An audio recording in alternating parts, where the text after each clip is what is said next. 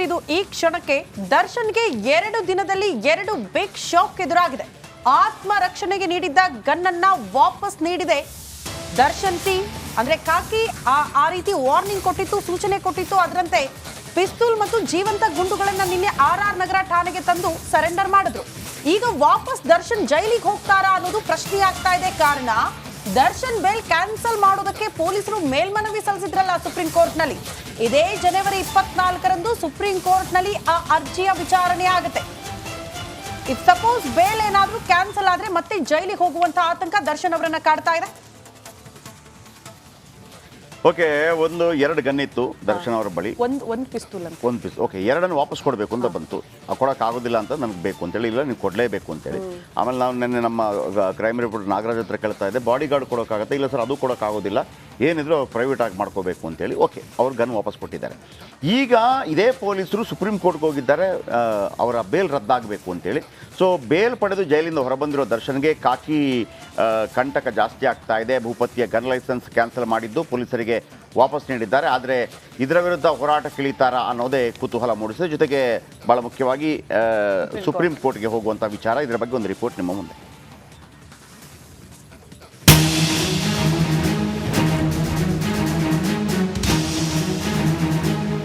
ಬೇಲ್ನಲ್ಲಿರೋ ನಟನಿಗೆ ಜಾಮೀನು ಸಿಕ್ಕಿದ್ರೂ ಕೂಡ ಹಲವಾರು ನಿರ್ಬಂಧಗಳನ್ನು ಹೇರಲಾಗಿದೆ. ದರ್ಶನ್ ಗನ್ ಲೈಸೆನ್ಸ್ ತಾತ್ಕಾಲಿಕವಾಗಿ ರದ್ದು ಮಾಡಿರುವ ಪೊಲೀಸರು ಕಾಟೇರನಿಂದ ಪಿಸ್ತೂಲ್ನ ಹಿಂಪಡೆದಿದ್ದಾರೆ. ಕೇಸ್ ಮುಗಿಯೋ ತನಕ ಮುಟ್ಟಂಗಿಲ್ಲ ಗನ್ಗಾಗಿ ಕಾನೂನು ಹೋರಾಟಕ್ಕಿಳಿತಾರ ಡಿ. ಈ ಹಿಂದೆ ಪೊಲೀಸರ ನೋಟಿಸ್ಗೆ ಉತ್ತರಿಸಿದ ನಟ, ನನಗೆ ಗನ್ ಬೇಕೇ ಬೇಕು, ಲೈಸೆನ್ಸ್ ರದ್ದು ಮಾಡಬೇಡಿ ಎಂದು ಮನವಿ ಮಾಡಿದ್ರು. ಆದರೆ ಇದಕ್ಕೆಲ್ಲ ಕ್ಯಾರೆ ಅನ್ನದ ಪೊಲೀಸರು ಲೈಸೆನ್ಸ್ ರದ್ದು ಮಾಡಿದ್ದಾರೆ. ಇನ್ನು ಗನ್ ಬೇಕೇ ಬೇಕು ಅಂತಿರೋ ದರ್ಶನ್ ಮುಂದೆ 2 ದಾರಿಗಳಿವೆ. ಅದರ ಎಕ್ಸ್ಕ್ಲೂಸಿವ್ ಡೀಟೇಲ್ಸ್ ಇಲ್ಲಿದೆ.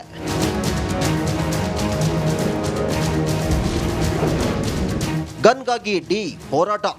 ದರ್ಶನ್ ಗನ್ ಲೈಸೆನ್ಸ್ ಪ್ರಶ್ನಿಸಿ ನಗರ ಪೊಲೀಸ್ ಆಯುಕ್ತರಿಗೆ ರಿವಿಷನ್ ಪಿಟಿಷನ್ ಸಲ್ಲಿಸಬಹುದು. ಈಗ ದರ್ಶನ್ ಗನ್ ಲೈಸೆನ್ಸ್ ಅನ್ನು ನಗರ ಪೊಲೀಸ್ ಆಯುಕ್ತರು ತಮಗಿರುವ ಮ್ಯಾಜಿಸ್ಟ್ರೇಟ್ ಪವರ್ ಬಳಸಿ ರದ್ದು ಮಾಡಿದ್ದಾರೆ. ಹೀಗಾಗಿ ಅವರ ಬಳಿಯೇ ತಮ್ಮ ಆದೇಶವನ್ನು ಪ್ರಶ್ನಿಸಿ ರಿವಿಷನ್ ಪಿಟಿಷನ್ ಸಲ್ಲಿಸಬಹುದು.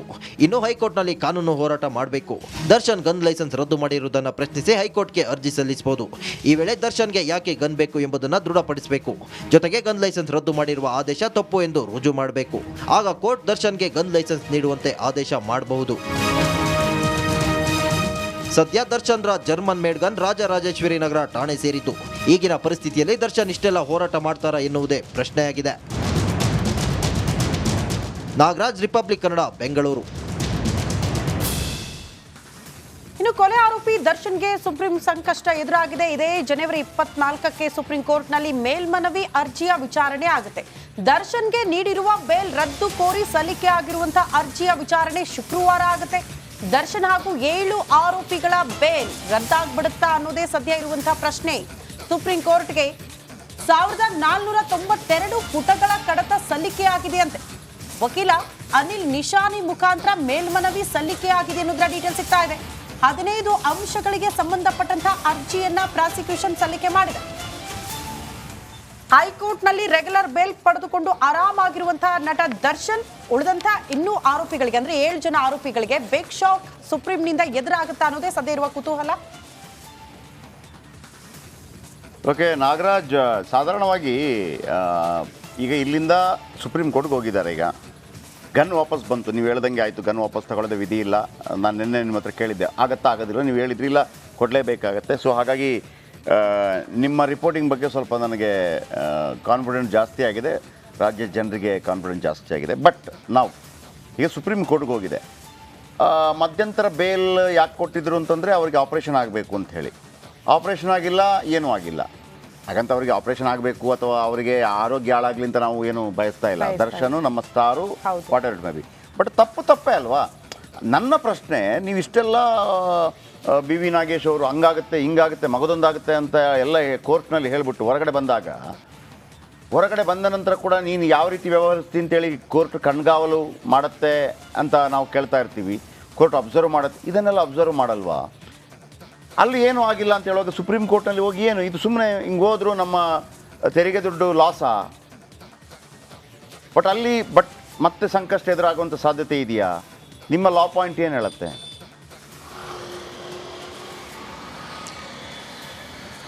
ಜಯಪ್ರಕಾಶ್, ಏನು ಸುಪ್ರೀಂ ಕೋರ್ಟ್ಗೆ ಮೇಲ್ಮನವಿಯನ್ನು ಹೋಗಿದೆ ರಾಜ್ಯ ಪ್ರಾಸಿಕ್ಯೂಷನ್, ಇದರಲ್ಲಿ 50-50 ಚಾನ್ಸಸ್ ಇರ್ತಕ್ಕಂಥದ್ದು. ಯಾಕಂತಂದರೆ ನೀವು ಹೇಳಿದಂತೆ ಈ ಹಿಂದೆ ಇವರು ಏನು ಮೆಡಿಕಲ್ ಗ್ರೌಂಡ್ಸ್ ಮೇಲೆ ಮಧ್ಯಂತರ ಜಾಮೀನನ್ನು ಪಡೆದುಕೊಂಡಿದ್ರು, ಆಗ ಸುಪ್ರೀಂ ಕೋರ್ಟ್ಗೆ ಹೋಗಿದ್ರು. ಅದು ವಿಚಾರಣೆಗೆ ಬರೋ ಮುನ್ನ ಅವರಿಗೆ ಹೈಕೋರ್ಟ್ ಏಕಸದಸ್ಯ ಪೀಠದಲ್ಲಿ ಒಂದು ರೆಗ್ಯುಲರ್ ಜಾಮೀನು ಬೇಲ್ ಆಗಿದ್ದಂಥದ್ದು. ಇದರಲ್ಲಿ ಅವರ ಮೆಡಿಕಲ್ ಗ್ರೌಂಡ್ಸನ್ನು ಕನ್ಸಿಡರ್ ಮಾಡಿದ್ರು, ಇದರಲ್ಲಿ ರೆಗ್ಯುಲರ್ ಜಾಮೀನಲ್ಲಿ ಮೇಜರ್ ಆಗಿಲ್ಲ. ಹೀಗಾಗಿ ಏನು ಈಗ ಸುಪ್ರೀಂ ಕೋರ್ಟ್ಗೆ ರಾಜ್ಯ ಪ್ರಾಸಿಕ್ಯೂಷನ್ ಒಟ್ಟು 7 ಜನ ಆರೋಪಿಗಳ ನಟ ದರ್ಶನ್ ಸೇರಿದಂತೆ ಒಟ್ಟು 15 ಅಂಶಗಳನ್ನು ಮುಂದಿಟ್ಕೊಂಡು 1492 ಪುಟಗಳ ಒಂದು ಕಡತವನ್ನು ಸಲ್ಲಿಕೆ ಮಾಡಿದ್ದಾರೆ. ಇದರಲ್ಲಿ ಪ್ರಮುಖವಾಗಿ ದರ್ಶನ್ಗೆ ಏನು ಒಂದು ಈನಸ್ ಕ್ರೈಮ್ನಲ್ಲಿ ಅವ್ರ ವಿರುದ್ಧ ಇರತಕ್ಕಂಥ ಸಾಕ್ಷ್ಯಗಳೇನು ಮತ್ತು ಅವ್ರ ವಿರುದ್ಧ ಇರತಕ್ಕಂಥ ಪ್ರಬಲವಾದಂಥ ಆಧಾರಗಳೇನು, ಇವುಗಳಿದ್ದಾಗ ಇವರಿಗೆ ಬೇಲ್ ಕೊಟ್ಟಿರ್ತಕ್ಕಂಥ ಗ್ರೌಂಡ್ಸ್ ಎಷ್ಟು ಸರಿ ಅನ್ನೋದನ್ನು ಪ್ರಮುಖವಾಗಿ ಪ್ರಶ್ನೆ ಮಾಡಿದ್ರು ಸಹ.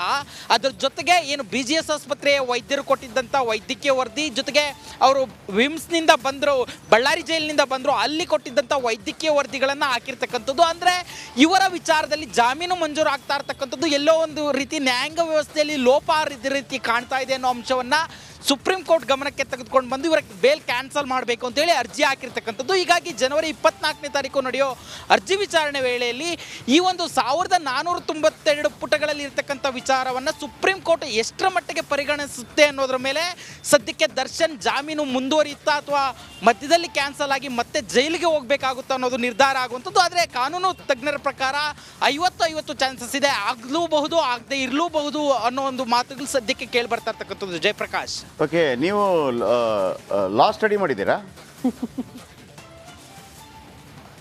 ನಾಗರಾಜ್? ಇಲ್ಲ ಸರ್. ಓಕೆ, ನಿಮ್ಮ ಅಪ್ಡೇಟ್ಸ್ LLB ಏನು ಮಾಡಿಲ್ಲ. LLB ಮಾಡಿಲ್ಲ ಸರ್. ಬಟ್ ಏನು ಮಾಡಿರೋದು?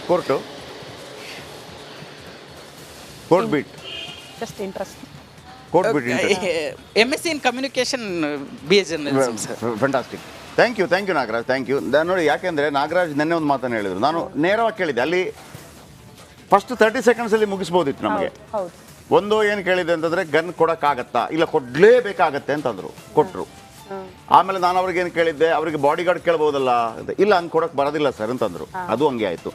ಇವತ್ತು ನಾನು ಇಷ್ಟೆಲ್ಲ ಕಿರಿಕಿರಿ ಇದೆ, ಕೆಲವೆಲ್ಲ ಅರ್ಥ ಆಗಲ್ಲ ಜನರಿಗೆ, ಹೇಳಿ ಸಾಕಾಗತ್ತೆ. ಆಗತ್ತಾ ಆಗಲ್ವೇನ್ರಿ? ಇಲ್ಲಿದ್ದದಷ್ಟೇ, ವಾಪಸ್ ಅವರ ಬೇಲ್ ರದ್ದಾಗಬಹುದಾ ಅಥವಾ ಇವರು ಆರಾಮಾಗಿರ್ಬೋದಾ? ಒಂದೇ ಪಾಯಿಂಟ್, 50-50 ಆಗಬಹುದು, ಆಗದೇನು ಇರಬಹುದು, ಇಲ್ಲ ಆಗೋದಿಲ್ಲ ಅಂತಲೂ ಹೇಳಿಲ್ಲ. ಇದು ಈ ಕ್ಷಣಕ್ಕೆ ದರ್ಶನ್ಗೆ 2 ದಿನದಲ್ಲಿ 2 ಬಿಗ್ ಶಾಕ್ ಎದುರಾಗಿದೆ. ಆತ್ಮರಕ್ಷಣೆಗೆ ನೀಡಿದ್ದ ಗನ್ನನ್ನ ವಾಪಸ್ ನೀಡಿದೆ ದರ್ಶನ್ ಟೀಮ್. ಅಂದ್ರೆ ಕಾಕಿ ಆ ರೀತಿ ವಾರ್ನಿಂಗ್ ಕೊಟ್ಟಿತ್ತು, ಸೂಚನೆ ಕೊಟ್ಟಿತ್ತು. ಅದರಂತೆ ಪಿಸ್ತೂಲ್ ಮತ್ತು ಜೀವಂತ ಗುಂಡುಗಳನ್ನ ನಿನ್ನೆ RR ನಗರ ಠಾಣೆಗೆ ತಂದು ಸರೆಂಡರ್ ಮಾಡಿದ್ರು.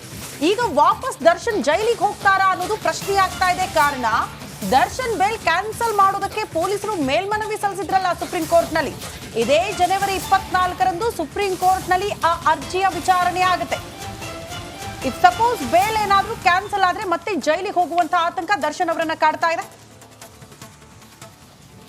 ಓಕೆ, 2 ಗನ್ ಇತ್ತು ದರ್ಶನ್ ಅವರ ಬಳಿ, ಒಂದು ಪಿಸ್ತೂಲ್ ಅಂತ. ಒಂದು ಪಿಸ್. ಓಕೆ, 2 ವಾಪಸ್ ಕೊಡಬೇಕು ಅಂತ ಬಂತು. ಕೊಡೋಕ್ಕಾಗೋದಿಲ್ಲ ಅಂತ ನನಗೆ ಬೇಕು ಅಂತೇಳಿ, ಇಲ್ಲ ನೀವು ಕೊಡಲೇಬೇಕು ಅಂತೇಳಿ.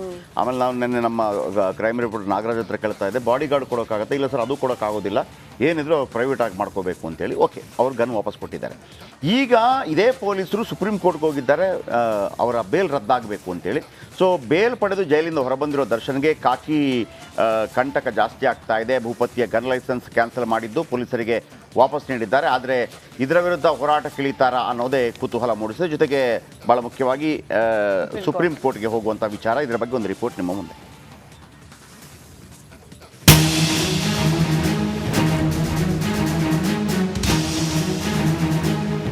ಬೇಲ್ನಲ್ಲಿರೋ ನಟನಿಗೆ ಜಾಮೀನು ಸಿಕ್ಕಿದ್ರೂ ಕೂಡ ಹಲವಾರು ನಿರ್ಬಂಧಗಳನ್ನು ಹೇರಲಾಗಿದೆ. ದರ್ಶನ್ ಗನ್ ಲೈಸೆನ್ಸ್ ತಾತ್ಕಾಲಿಕವಾಗಿ ರದ್ದು ಮಾಡಿರುವ ಪೊಲೀಸರು ಕಾಟೇರನಿಂದ ಪಿಸ್ತೂಲ್ನ ಹಿಂಪಡೆದಿದ್ದಾರೆ. ಕೇಸ್ ಮುಗಿಯೋ ತನಕ ಮುಟ್ಟಂಗಿಲ್ಲ ಗನ್ಗಾಗಿ ಕಾನೂನು ಹೋರಾಟಕ್ಕಿಳಿತಾರ ಡಿ. ಈ ಹಿಂದೆ ಪೊಲೀಸರ ನೋಟಿಸ್ಗೆ ಉತ್ತರಿಸಿದ ನಟ, ನನಗೆ ಗನ್ ಬೇಕೇ ಬೇಕು, ಲೈಸೆನ್ಸ್ ರದ್ದು ಮಾಡಬೇಡಿ ಎಂದು ಮನವಿ ಮಾಡಿದ್ರು. ಆದರೆ ಇದಕ್ಕೆಲ್ಲ ಕ್ಯಾರೆ ಅನ್ನದ ಪೊಲೀಸರು ಲೈಸೆನ್ಸ್ ರದ್ದು ಮಾಡಿದ್ದಾರೆ.